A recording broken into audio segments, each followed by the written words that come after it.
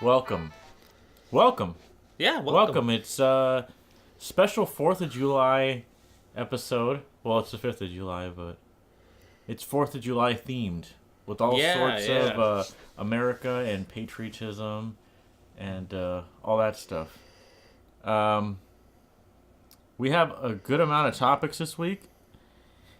Who knows if we'll get to all of them? I think we will. I don't know, but I think the first one today, we stopped by a little convention called Anime Expo.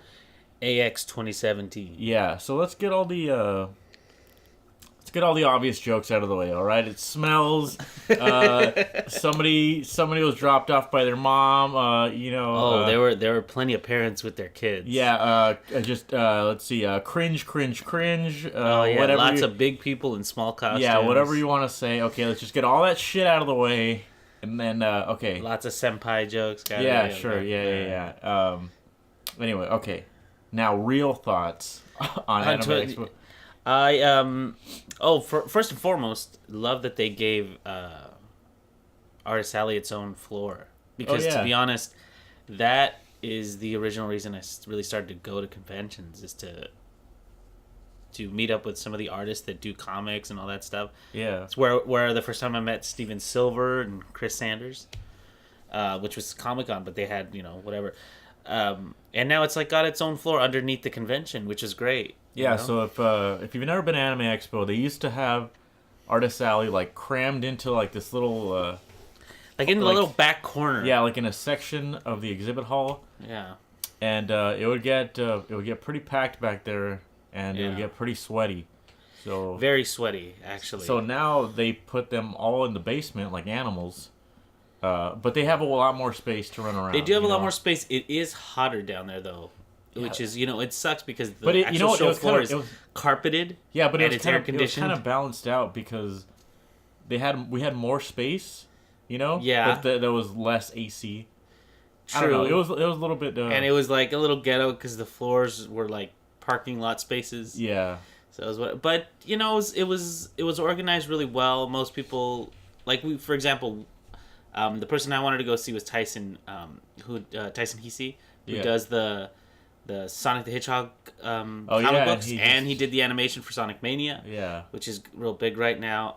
He was really easy to find, he was at J51, and he was easy to find. Yeah, really nice dude. Yeah, really really nice dude, and I went to go shake his hand because I kind of had a little bit of a conversation with him. And he's like, "Oh, we're doing fist bumps," and at first I'm like, "Oh, screw you," but then I was like, "Oh wait, because." If you shake a lot of hands at a convention, you get sick. So he's probably trying to avoid being sick. You really thought screw you. I know. That's when that happens, your initial reaction is just why don't you want to shake my hand? But then my second thought right after that was no, he's obviously not trying to not to get sick. Yeah, who was it? Rocco from Mega 64? Yeah. Every time he goes to conventions, he always says he avoids shaking hands because he doesn't like to get sick. Because it's right. Oh, and he was the other guy we saw there. Yeah, he was. Rocco. Their booth was so hidden and tucked away. It seemed but it's Rocco. Yeah, Rocco. Every Anime Expo, Rocco has his face on he doesn't want to be there, and I can't tell if he's just in character, or if he's actually tired of the people there or something. I don't know. Oh, and just to be clear, this was we went on day 4. I think today is day 3. Day 3? Yeah. Okay. Well, it's been a couple days. He's been there for a couple days. Yeah. It does take its toll on you. I mean, it's a nice show floor. It's air conditioned. There's plenty of carpet. But while we are at the booth looking for the new shirts, because we have most of their shirts, or at least I have at least 2 of them. Mega 64 shirts. Yeah, Mega 64 shirts. One of the kids came up to them and was like, "How do you guys shoot your videos?" And in my head, I thought, I understand that this is probably the first time he's ever met them. Okay. But on their side of it, this is probably the millionth time they've heard that question. He might as well have said, "Have you guys ever been arrested?" Right. That's just a question. How do you guys come up with your characters? Yeah. Are you guys really doing that stuff? Yes, we're. And who was the guy that was right in front of him? He's been in the videos before. Oh, so they had their friend Brian there. Brian, there you go. They had some other people there. But yeah, it was cool. They're really chill dudes. They're always super cool about like. That's what I was gonna say. He was getting that question from the kid, and he said, "You guys just go out and shoot." Like he said, he's like, how do you guys do your videos? It's like you just go out and shoot them, man. Like that was it. And to be honest, it didn't seem like he was trying to BS the kid. Yeah. He was literally they talk about it all the time how that's literally how they started. They said, "This is a funny idea. We're gonna go shoot it because we have a video camera." Yeah, and that's how it started. You just do it, which is kind of hard to impress upon people, but he was really chill considering that's probably like I said, the millionth time you've heard. I know. I don't know. Some people they want the magic answer that's gonna like solve all their problems, but for the most part, it's just like if you want to do something, you just fucking do it. Like there's no shortcut to that. But so like the actual exhibit hall was pretty cool this year. I gotta say, like they I feel like they had like more game demos and stuff. Remember Nintendo had like their own little thing. Yeah, they had a demo of all the stuff that's out right now. But they also had that new Dragon Ball game that everyone was talking about. Yeah, and at E3 it was like 3 hours to play it, and here it was more like, hey, you got 20 minutes to play it, which was great. It's kind of a shame that we got there so late though, because I should say late like in days. Yeah. Because we did actually get there early. We got there like right when it opened. Yeah. But Blizzard was sold out of fucking everything by the time we got there. Oh, that's right. Blizzard had its own like little gear shop, and they had a person with the sign up in front where all the stuff was X'd out. Yeah. But only a few things were X'd out. And then when Steve here got to the front of the line, he said, "Okay, there's 3 things on this list that aren't crossed out that I want." Yeah. So I was like, you know what? That Diva Pop, the mech looks fine. So I'll just get the mech. Maybe I'll take it to have one of the voice actors sign it or something. Yeah. And I was like, let me get that. And they're like, oh, we're sold out. And I was like, all right, but it wasn't crossed out here. Okay, whatever. Then let me get that Tracer Figma, or not Figma, like the Nendroid. It's like a little... It's like a little deformed version of her. Yeah. Yeah, and they were like, oh, it's actually not out yet. So you can pre-order it. And we'll give you this like special edition poster, which is literally just like it was just the packaging of the box. Yeah, I know. And I was like, "You want me to give you $50 for a?" No, I'm not gonna do that, right? And I was like, "All right, well, let me get a hat with the Overwatch logo on it." And they're like, "We do not have that." And I was like, "Oh my fucking god!" What do you guys have? Yeah. And they had everything. They had that onion. Yeah, and they had a bird with goggles on it. Fucking stupid Pachimari or whatever it's called, that onion thing that it has like. Yeah, whatever. Yeah. It's not important to any story in that game, except it appears in one level. Anyway, I kind of just wanted to buy something because you got, like, this cool Overwatch bag. The Overwatch bag has been around for a little bit, actually, because I've seen it. I think I saw it at E3, and it was like, oh, yeah, you buy something, you get the Overwatch bag. Oh, yeah, I'm sure. I'm sure it'll be around. It's just... it was one of those, those con things. You see something, and you're just like, oh, I want that. Yeah. But to be honest, I kind of pushed myself away from trying to get that stuff this year. Yeah. Because it always just ends up in a pile in my house. Yeah, it all stays in the same bag, and it goes into the garage, and it just sits there. Yeah, and the swag gets cheaper and cheaper every year. They gave me a fan with holes in it that was like a mask, and I was like, I don't want that. Okay. But I got it handed to me a couple times. Or actually, attempted to hand it to me like at least 3 times. The Dragon Ball guys, though, I saw you got like a free comic from them. Yeah, because it was like so it's pushing a super... Dragon Ball Z or Dragon Ball Super, which I think is a reimagining of the comic book series, and they also have like how you spell Naruto or Naruto, Naruto, Nosferatu, Naruto, but now it was like a BO in front of it, and it's supposed to be like a newer version of that too. Oh, okay. I didn't read too much into it, but it said something along those lines in the byline. Yeah, funnily enough, we're not really into anime at all. Not anymore. But it's like people at fucking Comic-Con are into comics, Well, like it's let's just other things there. Let's just put it this way: we went there, and yes, there was a lot of people dressed up as anime characters. Yeah. But throw a stone, you would have hit a Link. You would have hit any number of video game, movie characters anywhere. Like, there were so many attendees there that they were dressed up in non-anime things. Okay, yeah. It doesn't really matter. Yeah, Overwatch was very... Overwatch is an anime. In abundance. Saw Power Rangers walking around. Most of it, I think, was like a bunch of cosplay people that came to do that thing. Yeah. By the way, there was the obligatory ocarina, like...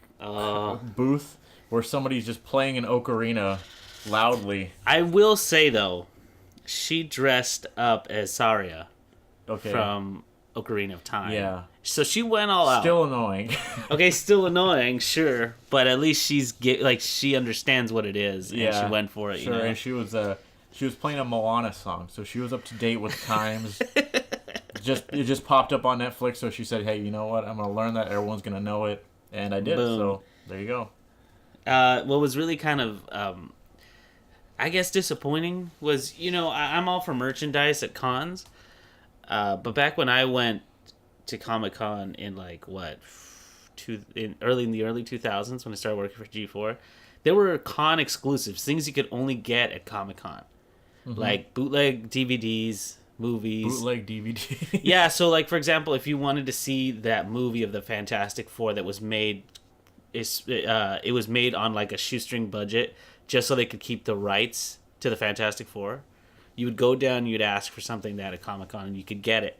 And it was like these weird. It was a place where you could get stuff that wasn't usually on the free market. So it was like a swap meet for comics. Oh yeah, there was an element to that. So when they were selling things, it's like, oh, this is the special edition. You can't get this anywhere. Blah blah blah. And there was obviously they price gouged you a little bit, but it was the only place you were gonna find it. Yeah. Now, I feel like that's not the case. Everything that you can get at a Comic-Con or at Anime Expo I'll limit it to Anime Expo. Everything that I saw there at Anime Expo, I have a feeling I could get online. Yeah, I mean, I saw a lot of people post stuff, and then they said, like, oh, if you're not at the con, it'll be online later. Yeah. So it was kind of like, why? I mean, you're supposed to be using this as like this is an exclusive event, supposedly. Like, you buy your ticket, you get in here. Well, we don't go every year either, so I'm glad they do that. Because, like, last year, I don't think we went. No, we didn't. I think last it's been year. a while since we've gone, so I think it's been like 2 years. I appreciate when they do that, especially artists, because I see something that they have, and I'm like, oh man. But see, that's why you and I gravitate to Artist Alley, because first of all, you can that's go. That's definitely and the reason to go. I would say. Yes, because you go, you might get maybe a minute to chit chat with your favorite artist, even if you ask them the same questions. They actually appreciate you going down there and being part of it, because unfortunately, the people that go there, not all of them are as super famous as others. So some of them just kind of sit there and draw. Yeah. And maybe they have one or two people come by. So they really appreciate people coming by. Yeah, it's cool.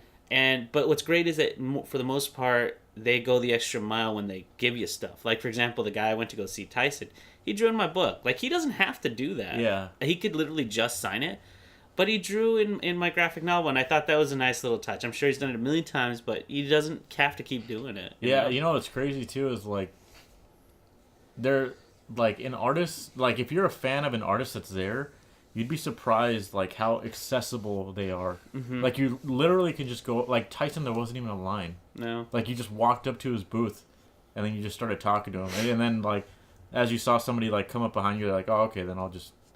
I didn't want to take so much of his time. I know there's a lot of people, and he wants to sell his stuff there. Yeah. So I don't want to be a hindrance on that. But in previous years, where I think he had a little bit of a crowd, and I think it's because he had done that Sonic Mania thing. I think you pointed that out. Yeah, like 2 years ago when we saw him, it was definitely just like. Yeah, I sat there and had like a 5 or 10 minute conversation with him about Diesel. His comic book. And. I bought his first issue, which was in black and white, and it looks really different now. And now when I bought this $15 finished series for the whole thing, he like completely redid everything. He redid everything, and the question I asked him was about the two differences. He's like, "Hey, why did you change?" And he told me, he explained it about like it was an issue with publishers. And then wanting the comic book to feel more family friendly and stuff. It was nice. So and that's why I would say if you're gonna go to Anime Expo, definitely find an artist you like and go there and like get something signed. Yeah, because where else are you gonna hear something like that? Exactly, and some of the artists offer more hand drawn things. Like they'll draw you something for $10-15, and it's something you can keep and you'll be like, hey, look, they drew me something. Yeah, that's nice. You also might get to see kind of a celebrity, because remember you said when you were at the Blizzard booth, you're like, oh, I'm gonna sign this and get it over to that lady who does Diva's voice. Oh, I wanted to go see Charlotte Chung, who does the voice of Diva, and Johnny Cruz, who's the voice of Lucio, because I was like, you know what, like it would be cool to just to see them, maybe get like a photo with them or something, or buy like a, I don't know, like maybe they have artwork there that they signed, something, right? But when we got there, like every time we went into their section of the exhibit hall, there was like a fucking like hour-long wait. And then they had some weird system of like, they had to hand you a ticket before you could wait in line, and then once that line was over, they waited like another hour before they passed out more tickets. Right, because I think that's because they had to take a break. But it was a weird system because you had to buy the tickets. I don't know. It was just a little bit weird. But so I didn't get to see them. Whatever. Well, we saw them. Yeah, but we saw them. Meet them. Yeah. That's what else was weird. I was like literally like 2 feet away, and I just like turned my head and talked to them. They're just like, no, you need a ticket. You have to get in line for like an hour and wait. And I mean, I get it. They're popular, so it's fine, you know. For the moment. No, yeah, but no, nothing. That was kind of that was a nasty thing to say. They do very good. I'm sure they do very good work. I know voice actors. They're gonna be so pissed off at you. No, I mean I should. I don't know. I feel bad about that. Anyway, it was a pretty cool experience. So I actually didn't really buy much. We both got a shirt at the Meg 64 booth. Yeah, and I bought the two things from Tyson. Yeah, you bought some things from the Artist Alley. But again, nothing really. Like I remember a couple years ago, I think it was. I was trying to spend money. Yeah, but you Blizzard were. wasn't taking me. They kept telling me sold out. Oh, and I even went to the Wacom area. And I was like, hey, I want to get some like one-on-one time with this. They sell. You know how you and I use the Wacom, the Cintiq tablet? Yeah. There's a mobile version of it. And I was like, oh, yeah, it's called a Companion. And I was asking the girl there, I was like, hey, you know, are you guys demoing the Companion? She's like, no. I was like, okay, so that's all the information. And it turns out she was a volunteer. I'm sure that she got her pass to Anime Expo. Cintiq makes like a drawing tablets, for those of you who don't know. It's just basically like a monitor that you can draw on with the stylus. It's the best invention ever. Okay, because They also have paper and a pencil. You can use that too. Just can you upload that and like, you know, do all the Photoshop things that you could do it? Yeah. No. Okay. You can't. Whatever. Anyway. That kind of made me. I was like, I would literally sit down and buy a tablet there. No, you wouldn't. If the Companion was there, because it's like $1,000 or something. Yeah, whatever. I think that's something you don't need. You know, like, I'm just saying, like the Companion is a bit excessive. You know. I like drawing on. You don't think so? It'd be nice to be able to draw. Okay, that's just me as a poor man. I'm honestly like, I'm when I think about something like that, I'm like, why can't you just use a fucking pen and paper or like something like that on the go? You know, I'm spoiled. Okay. That's why. Whatever. That's fine. You know. Anyway, like the process to get in much more streamlined than previous years. Yeah, there was like no line. No line. We got in right away. The only thing that was kind of weird is they did a bag check. I don't remember them ever doing a bag check. They always do that. Did they? Yeah, but we never have bags. No. This year they handed us those big ass like Final Fantasy 15 bags or whatever. You know what? You know what I did notice this year? What? There was a lot of remember I made a joke about it. It was like there's a lot of 18 and over like signs everywhere. It's like you have to be 18 to get into this room. Was that always the case? I don't remember it being the case. I don't know. It's weird because like I like Anime Expo, don't get me wrong, but I get such a strange like I get this vibe that everyone there wants to be like secretly naughty or like they're like very immature, like want to be naked kids. People, you know, like and most of them were kids. There was a lot of dudes like in like I guess you would call it cosplay, but it would just be like Speedo or something, or there was this guy just in a towel with like a wig. That guy freaked me out because he was literally in a towel and had a platinum wig on. And like covered his body in some sort of white paint, like not thick paint, but it was like almost like he had rubbed baby powder all over himself. And then there was the guy. I was like, what is that an anime? There was a guy dressed as Toad, who was just like, it looked like he had a diaper on, and he had the rest of the Toad outfit on. What? I don't even remember. I'm so glad I missed that. Yeah. Because that's gross. Yeah, they did actually extend it. Remember? Oh, you remember that stupid what was it called? The Tumblr artists were doing like drawings of it all, like earlier this year. It was like this gray, almost like an apron, this gray apron that you're supposed to wear with other stuff, but a bunch of artists drew their characters in it. What, the backless sweater? Yeah, that thing. Yeah. There was a Reaper wearing it. Yeah, it's called the Virgin Killer. That's what the sweater's called. Well, yeah, I saw a bunch of Virgin there was Killers, fucking dudes wearing it. Dudes wearing it. I was like, okay, sure. But I mean, all I was gonna say was they extended it to be like more than just the main hall now. Oh yeah. So it was the basement too with Artist Alley, and then it was like a South Hall. They had like an arcade area. Mm-hmm. Crunchyroll had like an arcade area, and then they had the other hall, which had Blizzard, Nintendo, and like these VR booths and all kinds of crazy shit. So it's cool that it's getting bigger.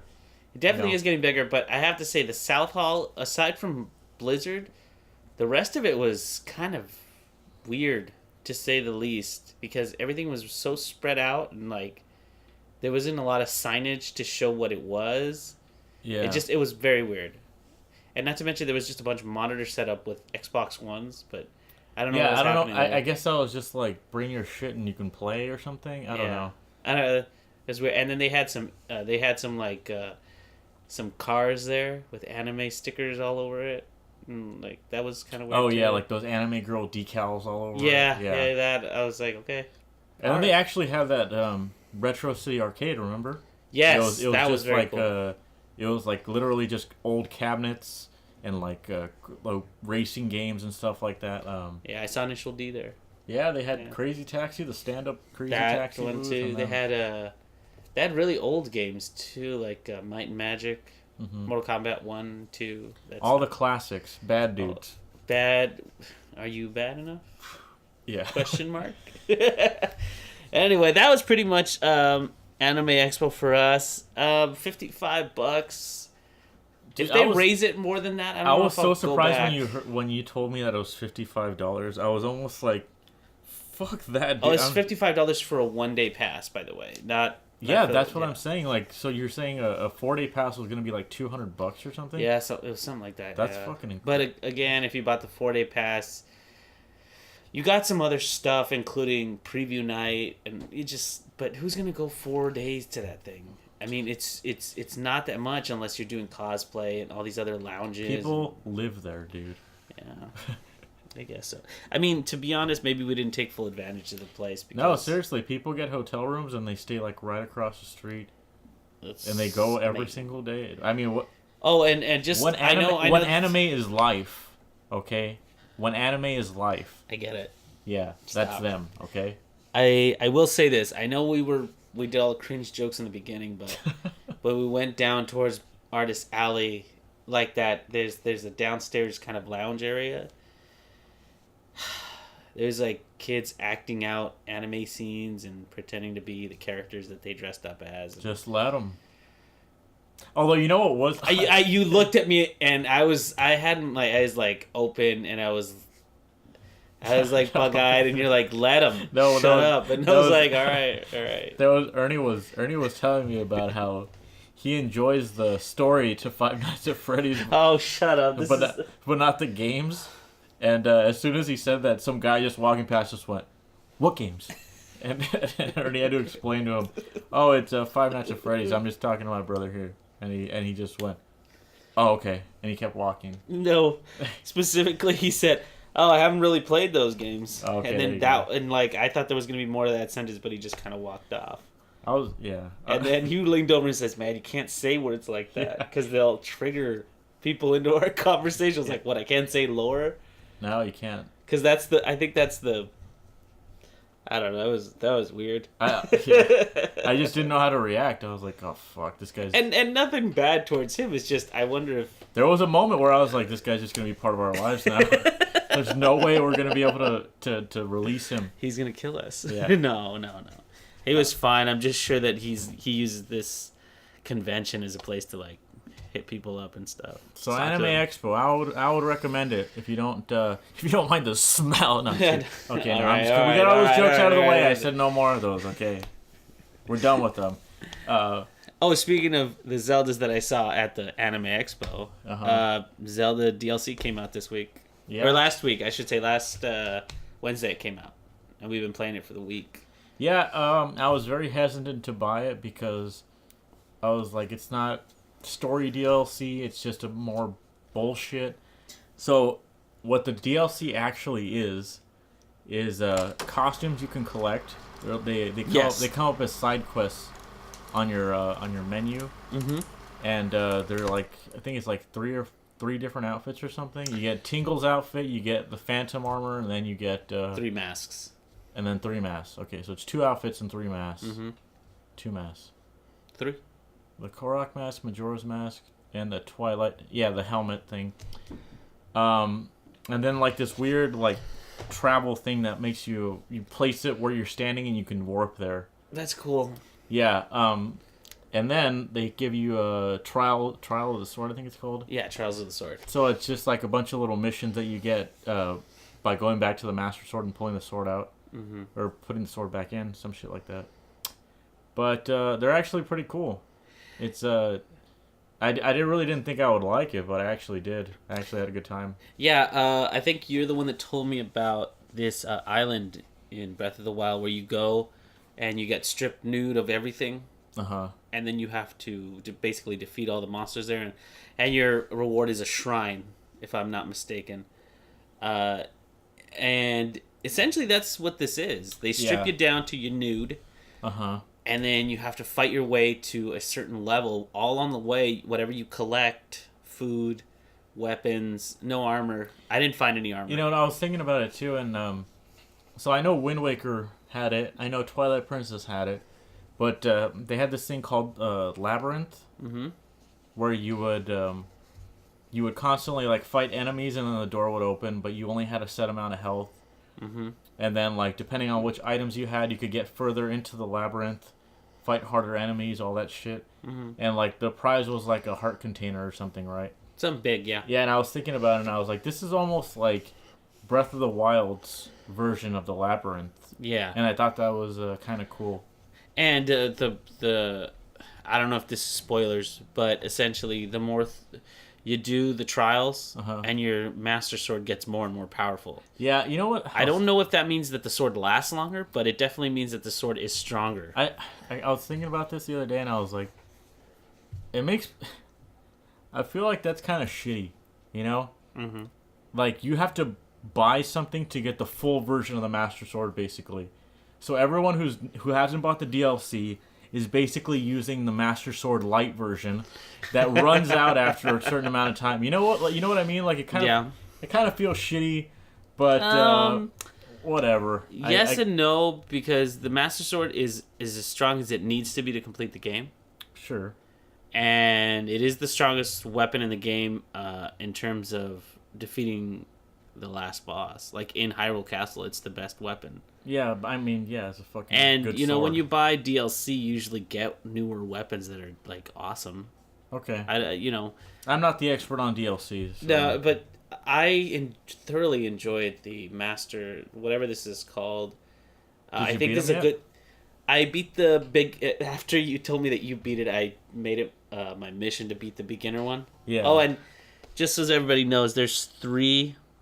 It starts off with the beginner trials, and then middle trials, and then final trials. Yeah, and I don't know what the other 2 actually do. I assume it just raises the power. Yeah, let's just say it gets stronger. But I saw you play the middle. I saw you play those middle trials, and those look really tough. Yeah, they're pretty cool. They have some pretty creative obstacles they throw at you. Like at one point, you have to fight enemies in the dark. Completely in the dark, so it's kind of cool. Yeah, so I don't know what else to say about it other than I will say that the costumes, aside from Tingles, because nobody likes Tingles. I don't know why Tingle is in this game, but the Phantom armor is cool. Yeah, the Phantom armor is very cool. And like you were telling me the other day, because you told me, did you get the Dark Link armor? I was like, no, I didn't. He's like, and then you said, "Did you even play this game?" Yeah. And then I finally went to go get the dark armor, and what was cool is you told me that when you walk around at night, you go faster, and then the second thing is when you walk up to people in that dark armor, they pull their swords out, and they're like, "Ah, spooked." Right." But that's the same thing that happens with the Phantom armor. When you walk up to people with that on, because Link looks really, really cool Phantom. in it. I like how they're referencing a game that fucking nobody played. By the way, I'm gonna say this real fast. If you haven't played Spirit Tracks and you have a DS, you should definitely track that down and play it because it's. Did you have to say track that down? Yeah. Okay. No pun intended, though. All right. I think it's fucking great. I really like that game. I played it halfway through. And let me tell you why. For one reason, okay? Here we go. Besides like Wind Waker, I haven't played Skyward Sword, but besides like Wind Waker, there isn't a lot of games where Zelda really has like a personality. Besides being, bitch got captured and I gotta go get her, whatever, right? Mm-hmm. Spirit Tracks, she's with you the whole time, mm-hmm. and it's really cool because so she can like inhabit bodies or whatever, right? Yeah. And she can go distract guards and stuff by talking to them. And she has like a really good sense of humor. Like her personality in that game is really reminiscent of like her Tetra form in Link's Wind Waker. Mm-hmm. And it's like, just imagine having that. Like instead of having Navi, this annoying fucking fairy, with you all the time, you have Zelda, like talking to you and like being funny. And so like my point is, this is basically one of the only games where you really get to know Zelda throughout the whole game, Right. I think it's pretty interesting. And then the end of that game too has a cute little scene between them. So I don't know. Nice. I would say if you can find it, track it down. I really like the puzzles and the dungeons in that game too. So the only problem I really had with that game, and I think this is what turned me off, is you always have to go back into that same one to get to the very bottom, and like start building the tower. To get to the top, you mean? Yeah. You have to keep building the tower over. That was actually cool. That had some of the coolest puzzles, I think. I like those. But you have to do them like 4 times. They're different ones though, dude. Relax, all right? It's a good game. I'm not saying it's not. I'm saying this is the problem I had with it. That's all. Okay. But the 3 masks are very cool to me. The Majora's Mask one supposedly makes Guardians harder to see you, but it's bullshit. I wouldn't say it's bullshit. I would just say it doesn't work. It doesn't make it like 100% better. It makes it maybe like 20% harder to see. I don't know. It looks cool. The leaf mask, which is, what is it called? The Korok mask. Korok mask. That thing is useful. That thing is very useful. Sure. And the last one is the Twilight Princess, or not? Midna's helmet. Yeah, I don't know exactly what that does, but he looks real cool. It says Guardian Resistance up. So there you go. Yeah. You could wear that in your Guardian armor, so looks cool. I will say it's a nice little touch that again, this is just one of my little quirks, but when you grab a box that has one of these pieces of armor, it actually says EX. Oh yeah, written in gold on top of it, so you know which one it is. Which I thought was a nice little touch. Yeah, so they give you like these little cryptic hints as to where these pieces of armor are at. Mm-hmm. And if there's anything I love, it's cryptic hints. I love puzzle games, so it was pretty cool finding them. It was kind of ridiculous. You were out in the living room playing on the TV. Yeah. And I was sitting like right next to you, and I was playing on my Switch like in the handheld mode, and we were both just like, "Where did you find that?" And did you do it? It was very cool. Yeah. Not to mention, I was like, okay, you know what? Here, I'll show you. Pop your Switch onto the TV. Yeah. And we kept Switch, like, I'm not trying to be fanboys, or we really aren't, but it was cool to be able to switch off control with the TV so we could highlight things. Yeah. Meanwhile, I was able to continue on doing something else. It was definitely taking full advantage of our Switch.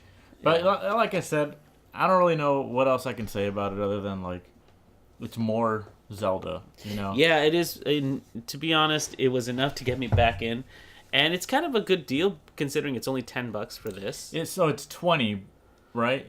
But I'm splitting it because there's 2 packs. One coming out here. The other one's not gonna come out till like fucking next year. No, it's November. Oh really? I think it's November. Okay. Yeah, it's all this year. Okay. All right. That's not that bad. What I'm excited about is not only is the second part coming out, but when that comes out, the amiibos for the the heroes are coming out as Man, well. so much shit is coming out like end of this year. Yeah. Like in September, all those games are coming out. But then they just announced too the Super Nintendo Classic. That's the other one we were going to talk about. Yeah. Is the Super Nintendo Classic.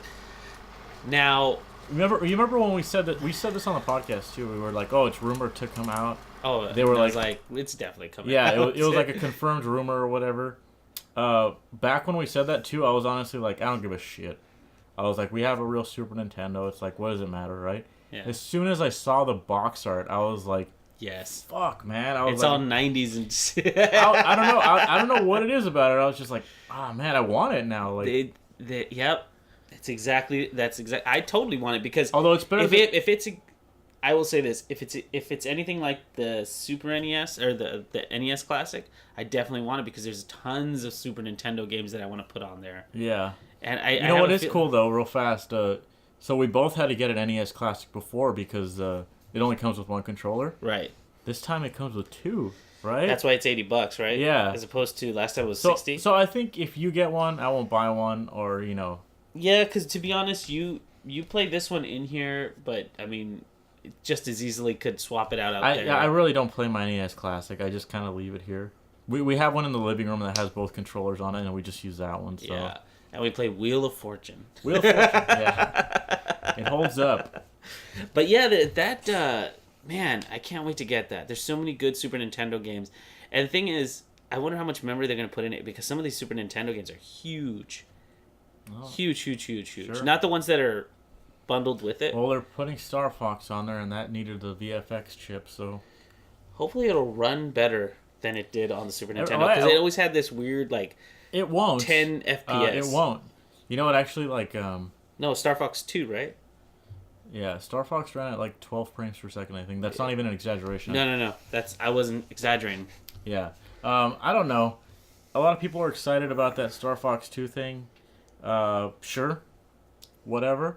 I personally, like... Look, I didn't grow up with Star Fox 1. I'm not, like... Oh, me neither. I can't really... Like, you play that game and it's like, okay, feels old. You know? Well, like, because that cart costs a lot more than just the regular amount. So, we weren't going to get it. The Star Fox cart, the cartridge, costs a little more because of the VX chip, I remember. In stores? Didn't it? Oh, I don't know. No. But anyway, it was like a premium game at the time because it used okay. the VX chip and it was all 3D and blah, blah, blah. And I was just grabbing old games off for the Super Nintendo. I think we were still playing Street Fighter 2. Yeah, we got everything late. So there's 21 games on it, which is actually less than the NES Classic. Right, but that's understandable considering the size of these games.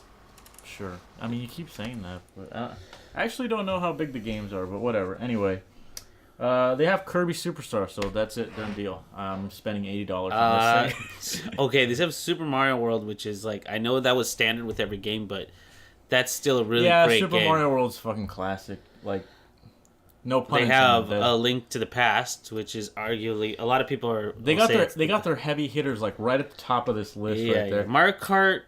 To be honest, Mario Kart on Super Nintendo is not my favorite. Okay, just Mario Kart, Zelda, Mario World, F-Zero, Super Metroid. Like that. F-Zero's another one. Those are some heavy fucking hitters right there. I guess F-Zero's good. I'm sure it is. I've never been a huge Super Metroid is amazing. Super Metroid is. It really is. Star Fox 2. I've never played that game, so I don't actually know. But they already have Super Mario RPG on there. Nobody's played. That's the one that I'm excited about. Super Mario RPG is on there. Yeah. It's ready to go. They actually have a decent amount of RPGs. They have Secret of Mana. Earthbound. I was going to say Earthbound 64. Yeah. Earthbound, Final Fantasy 3. Yep. That's cool. Not to mention, they got Street on there, which I don't know how they swung that. Street Fighter? Yeah. But they have... Okay, so they have Street Fighter 2 Turbo. Right. Which is shitty. I only say that because if you're playing a Street Fighter game, right? You always want to play the latest one. Right. Japan's Super Famicom Classic or whatever, mm-hmm. They're getting Street Fighter 2, the new Challengers, which has DJ Cammy, Fei Long, really? and who else? T-Hawk, I think. T-Hawk, yeah. Yeah. So I don't know what happened there. They fucked up. Whatever. We got Soup's Castlevania. We got Soup's Punch Out. I'm not gonna say like we didn't get good games, but that's kind of and we got Mega Man X. Mega Man X, arguably the best Mega Man game ever. Yeah. Like people were saying like, oh, why didn't they have Donkey Kong Country 2, or like why Diddy's Conquest? Yeah, or like some other ones that I'm like, you know what, they had to get the classics on there. So like Donkey Kong Country 1 is like the solid classic game, Yeah, like, it'd be weird to put the second one and not the first one, and they got the first one for a lot of these, including like I understand that Super Mario World, or I should say Yoshi's Island, is supposedly supposed to be Super Mario World 2. It says it on the box actually. Does it actually? Yeah, it's not supposedly. Well, I mean, but most people know it as Yoshi's Island. Yeah. But to some people that game is the best platformer they had on the Super Nintendo.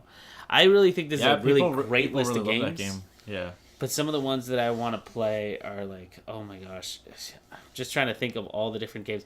Like Chrono Trigger's not on here. People are upset about Chrono Trigger. All I have to say about that is the thing's gonna be hacked within the fucking hour. Yeah, you're gonna be able to have everything on there. That's what I'm most excited about. I mean, I would be content with these games. I really would. Yeah. But I have a feeling that they are gonna make it just as hackable this time around, because I think they've kind of learned that people want to hack their systems, so just let them. It makes it better for you. I don't know. So many Super Nintendo, and I have a stack of them over there that I still don't play. Like all the fighting games that aren't on there, like Killer Instinct, Mortal Kombat series. I don't give a shit about those. But the Mortal Kombat series, even up to 3. I can do with that one. But like, I don't think they put Mortal Kombat on there because it's fucking bloody, Yeah, probably. But then all those like old Disney classic ones, and then like this Bugs Bunny game that I really really love that's on there. That's the one where you have to fight that bull, remember? Yeah. And all that stuff. These are like just really really great games that I want to try out, and some of the ones that I've never been able to find too. Yeah, Super Noah's Ark 3D. I definitely want that. That's a classic. It's a classic if you've never. I was people were saying like, so what's next? Because like they have this logo. NES Classics, like they have this little thing that's on every box now. So it's like, are they gonna make the Nintendo 64 Classic? Because this is a series of things now. It's not just like one is doing it one time is one thing, but two, okay, now they have to. Now it's a series, right? I think it depends on the size, because to put 20 games on a little chip for an NES, really easy to do. Because you could do a Raspberry Pi with just a little bit of memory. Nintendo 64 games are pretty small too. Yeah, I think would be where it stops, to be honest. Yeah. Because I think they're gonna stop at cartridges. Yeah, because GameCube games are like a gig. Yeah. And also, I don't even think it would be worth it. Like I think at that point, the Switch will have the Virtual Console up. Yeah. And they'll have GameCube games. What were you telling me the other day about that? Like you're gonna pay $20 for a year and you could play all their games. Yeah. So their online thing is $20 a year, and you have access to all of their library of games. Which they will keep adding, or they're going to switch out like Netflix? I don't know. I assume it's just they're gonna have them there forever, and they're just gonna keep adding to it. Oh my gosh! But GameCube is like rumored to be on there, and everyone's excited for it because there's been this thing where like they've been taking down GameCube ROMs. Oh, really? Off of websites recently, yeah. Oh. So it's like that might be a confirmation. Yeah. So that'll be exciting. There's so many fucking N64 games I want to play. Like I would love to have an N64 Classic. So they won't make it now just because I said that. The one thing about N64 that I'll say is their frame rate was already just really bad on it. Yeah. And the other thing is their textures were great, but the crispness of their models was always really really blurry, and I don't know what that's attributed to, but that's why I love playing N64 games on an emulator, because then you can clearly see lines. You can see how ugly it is clearly. And then like I run a game that was like pushing the graphics of the pushing like the power of the unit. Yeah. For example, a game that looks much better on emulation than it does on an N64 is Jet Force Gemini. Oh yeah, like that game looks great when it's actually run on just a PC. And then it runs. GoldenEye is a good example. GoldenEye runs so good. There's actually like a mod for GoldenEye to have mouse and keyboard controls, and it runs at 60 frames. That's awful. Why? Because you need to run. Everybody needs to run with the same handicap. Okay, but no. By the way, too, people have been saying this recently, and I never really thought about it, but they were saying like the N64 controller is like the worst controller ever made. What? Yeah, and Get out of here. I don't know. The worst one? It's not. Do they not remember the Xbox original controller? I don't know. I was thinking about it, Chan. I was like, I guess as far as controllers go, yeah. Like, I mean, comparing it to the other Nintendo ones, I'm saying it was not the like worst. The N64 one is pretty weak, I guess, but it's still. I don't know. Maybe it's nostalgia, but like, I don't think it's that bad. I don't think so either. There's worse controllers out there, and to be honest, it's nice to see the progression of that, because you still had the D-pad, and the D-pad was really comfortable, but the way that Z trigger with that joystick feels, yeah, that was always great to be able to fire and move. I think I think if you just took off the D-pad and the L button, because you were either using it like with the joystick or the D-pad, you weren't using all. So of those if it was buttons. the Switch, if it was just the joystick with the right side of the controller, yeah, I think it would have been fine. I really like that controller, to be honest. Yeah. I always have memories of playing Super Smash Brothers with that. It was just super. It was a good controller. I don't know. I honestly think a lot of people my age feel this way, but like Mario 64 is just the greatest fucking game ever made, and like if you gave me an N64 classic, like I would love it just for that reason, just for Mario 64. That's all I need. Yeah, and to be honest, that version of Mario Kart is probably my favorite. Mario Kart 64. You know, I don't really like Mario Kart. That's fine. Like Mario I'm Kart saying 8 is like the only one I really like. I think it's just because it came out on the Switch and it's super easy to pick up and play. No, I do like Diddy Kong Racing though. I like Diddy Kong Racing. And I like that's another game that looks so much better on the N64 on emulation. Yeah. Because again, it runs on this really shitty frame rate. But once you put it on there, F-Zero is really good too. Remember that weird game I liked, Forsaken 64? I'd love to see that run on an emulator. Is that like that weird space like? It's like you're in a space car firing bullets. Yeah, and it looked. N64. We rented such weird fucking games for Nintendo 64. It looked cool. Remember Buck Bumble? I remember it had its own song. Yeah, Buck Bumble. Okay, Steve, play that music. Yeah, here's the Buck Bumble theme song. Boom. What about now? It's time to rock with the biggity buck bumble. What about now? It's time to rock with the biggity buck bumble. Bum to the bum to the bum to the bass. Bum to the bum to the bumble. Bum to the bum to the bum to the bass. Bum to the bum to the bumble. I hope I found it because it's awful. Yeah. But not only that, but they had like okay, so it's Forsaken 64. Remember Extreme G? Yeah. Extreme G was this really crazy those motorcycle racing game. Games for there was a lot of racing games. Revolt and Revolt, Beetle Adventure Racing. I love that game. Yeah, it was alright. I thought that game was so cool. All those San Francisco games. San Francisco Rush, yeah. San Francisco 24. That San Francisco Rush 2049, I think it was. Remember that battle mode where you get wings?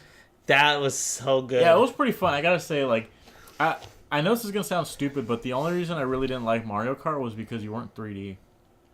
I guess. Like, it almost looked like the Super Nintendo one to me. Like, just the fact that they were using that whole sprite angle thing. Yeah. I mean, it was... okay, I look back at it nowadays, and I'm like, okay, it was clever as far as the way they programmed it, and, all that. But it was good. It ran at a good frame rate because of all these things that they did, but... I remember this one game that I was just like, this is a piece of shit. I don't know why I play this. And it was Hybrid Heaven. You really liked that game. I really liked that game, and I really wanted to play it. But once I actually got it, I was like, "This game is awful." Do you remember though? That was one of the first games where we had the expansion pack, and it took advantage of it or whatever. Yeah. And it was just like expansion pack. Recognized. I was like, yeah, beer. Yeah. It was cool, man. It was really great, too, because whenever we saw that little thing come up, we're like, yeah, it looks much better. Like, remember Rogue Squadron took advantage of it? Yeah. That Rogue Squadron, that's another one that was... I never play airplane games. Any kind of air simulators, I never play. I don't like them, aside from... But slap Star Wars on it, and we're there. No, but it was like Star Fox made a good thing. They made it a rail shooter, which was great. Star Fox 64, dude. Star Fox 64. That is one of the greatest fucking games ever made. It's so good. People still quote it today. Yeah. Do a barrel roll. It's so fucking classic, like in so many ways, like the quotes and the characters and everything about it, dude. I just realized too, man, if they do make an N64 classic, it would have to have 4 controller slots, you know? Oh, damn. That would be so ridiculous. Oh my god. And like you put Smash Brothers on there, done. Done. It's fucking because done, then dude. Okay, here's the other thing too. Like I don't even think we've addressed this. You take a Super Nintendo like that, you could take it to a convention so much easier. Yeah. HDMI, powered off the TV. Yeah. And then you got 2 standard controllers, so nobody bitches about, oh, this controller's blah, blah, blah, blah. They got the controllers there. If you do an N64 version of it, you could have Smash Brothers tournaments so quick. Yeah. So nice. You know what? I would wonder, too, if they actually did that, if it would run better, you know? Because like you were saying, like on emulators it runs better and stuff. Mm-hmm. That would be cool if they could make it run better than the original console. I mean, I haven't tried all the games on the NES because there's so many. Yeah, but some of them didn't work. Some of them would not boot. When you added games to it, some of them wouldn't boot. And to be honest, I think it was all the church games. Remember the knockoff ones that I loaded up? Oh, the pirated games. Yeah, it was like Noah's Ark and. Oh, that's interesting then, because remember the cartridge had something that would bypass. Yeah. Yeah. That's funny. That's interesting. I didn't even think about that. Those were the ones that didn't play, but like for N64, I mean, I would think it would, because if you have to push everything out in HDMI, it just has to be faster. It's new technology, so why wouldn't they take advantage, make it look just a little crisper? Oh, and then one more thing about the Super Nintendo Classic. It looks like the controller port's like the classic one. Yeah, right around there. Yeah. So you think it could retrofit and you can use them on the NES? No. I mean, like, can I plug one of my old Super Nintendo controllers in? Oh, are you saying that one? No. It looked like it was the original. I mean, no. Come on, really? I don't know. Maybe it's just for aesthetics? I don't know. I'll have to see when it comes out, because all they have for right now is like the box art, and some glamour photos, but they don't really have like. And your alternate version. Oh yeah, really fast. If you've seen this image, I'll put it up on the screen. Yeah, I was robbed blind. Thieves everywhere on the internet. No, I'm just kidding. Yeah, you came up with that you know how the Super Nintendo, some versions of the Super Nintendo, when they age, they turn this weird pale yellow. Yeah, the plastic would get oxidized or something like that. Yeah. I thought it was a pretty obvious joke, so I slapped together a Photoshop, put it up on the internet, and everybody stole it. Yeah, I was like, fuck. I mean, look, listen, I really don't care. It was just like, it was really fucking 5-minute Photoshop thing. Yeah. I was actually just kind of flattered that, like, wow, so many people thought that was so fucking funny. I thought it was, like, super obvious joke. Yeah. But, like, Destructoid used it for one of their header images. Yeah. And, like, Reddit had, like, a bunch of upvotes. Somebody else posted it on there, and... Of course, because that's how Reddit works. You know, it actually does. There's some, like, not to get too much into it, but there's some weird rules about Reddit where if you post too much of your own stuff, you'll get banned or something. Yeah. You have to share somebody else's work so that people... You have to share and like other people's work, or else they ban you, because then you're just on there to...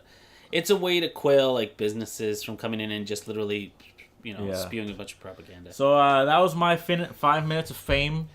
My life is over. You should have watermarked it or something. Nah, it doesn't matter. I was telling you this earlier. That was my 5 minutes of fame. You also... you've never brought it up, but...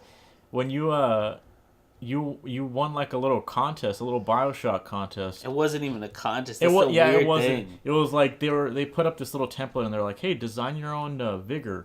Yeah. Design your own bottle for like a vigor. And I like so they put up that little thing, and their social's been getting better and better, like for BioShock, considering. They were amping up. It was around the time that the collection was going to come out. Yeah, I was going to say, considering they haven't been releasing anything really lately. Right. So. But at the time, they were amping that up, and then if you had it on Steam, you got updates for it for free. That was awesome, yeah.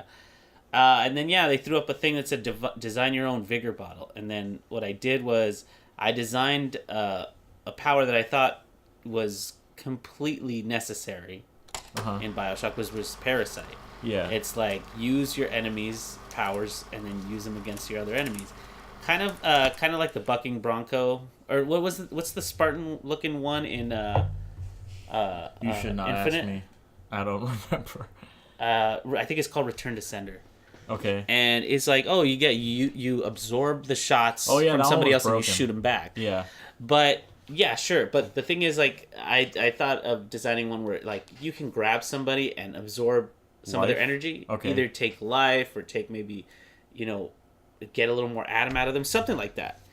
But I designed it with like this little bug on top of it, like it was sucking out the bottle contents. Like a spider. Right. Yeah. And then this weird thing happened where one of the guys at BioShock, or at least somebody who worked for them, I don't remember his name at the top of my head, but he was like, hey, what would it look like from the side? And I was like, oh, I actually did renders of that, and I actually sent him a picture where it showed the front and the side of it. Uh-huh. And then lo and behold, like a month later, I get this mysterious package from them because they said, oh, you know what? What's your address? Because we want to send you a little care package. I was like, oh, great. That's cool. They're Free shit, man. Yeah, they might. I was like, From a free copy of the game or something? Yeah, from the developers themselves. Yeah, I That'd thought be at the cool. most maybe they'll send me a free copy of the HD release. Uh-huh. And he said, yeah, we're just going to send you a little care package, so let's get your information. I was like, great, sent it off, and really didn't think about it because it was a month later. And then it's this huge box that I got. Yeah. And lo and behold, when I opened it, they had turned my vigor Drawing. into Sketches. a reality. Like Yeah. a statue. Yeah. And not like a statue that was 3D printed.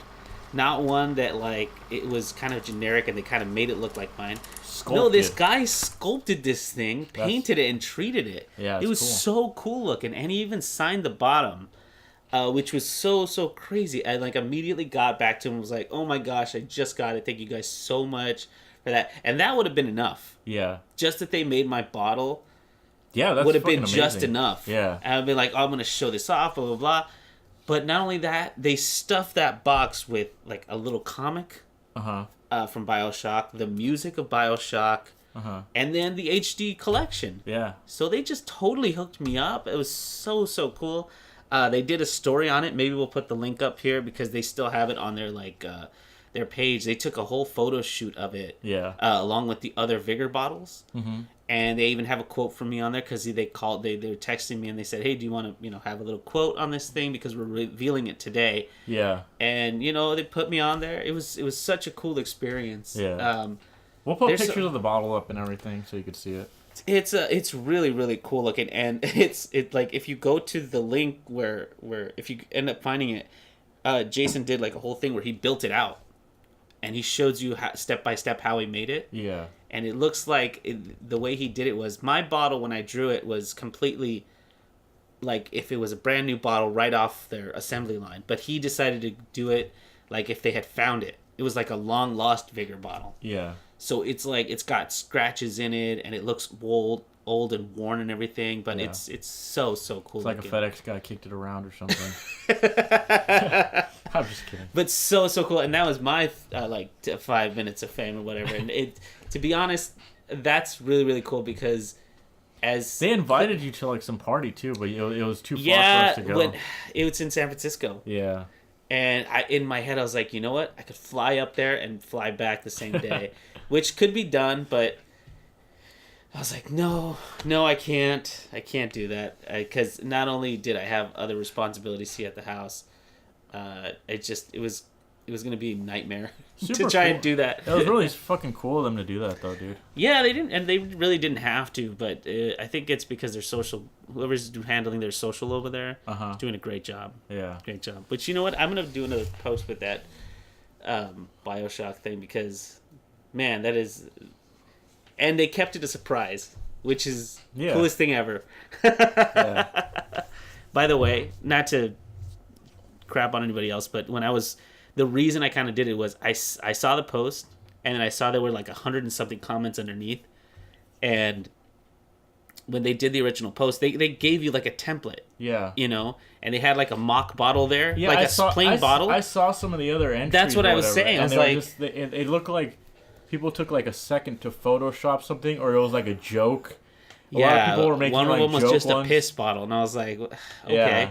I mean, it's BioShock, you know, and take it, maybe it's not the favorite one of everything because it's infinite is what they're using, but in my head I was like, I could take 10 minutes and just doodle up something a lot better. Yeah. And that almost made, like, the fact that there were all these people just making jokes and making dumb bottles. Yeah. I was like, I'm going to make a good one. Yeah. And I don't care if anything happens, at least they'll have one good one in this You probably, you probably made that guy's day, too. He was probably just like, I want to make a fucking new Vigor bottle. Let's see if the fans have ideas. And after scrolling through, like, bottles of piss, he finally came to yours and was like, thank God. Thank God somebody took this shit seriously, you know? But yeah, that was very cool. I gotta say, it was probably the highlight of my week at that point. Yeah. So that pretty much wraps up 4th of July podcast edition 2017. Hope you guys have good 4th of July. If you have dogs, make sure that they don't hear the fireworks, or they get pretty scared. And by the way, if you heard fireworks throughout this show, it's because we're recording this and it's before July 4th. Yeah, it's July 3rd, like at midnight. So. And there's just fireworks going off everywhere. Yeah. So apologize for that, but have a safe 4th of July. Don't blow your fingers off. Yeah. Blow your load. But don't blow your fingers off. Sure. I don't know. Yeah. That'll do. Whatever. All right, guys. See you next week. See you next week, guys.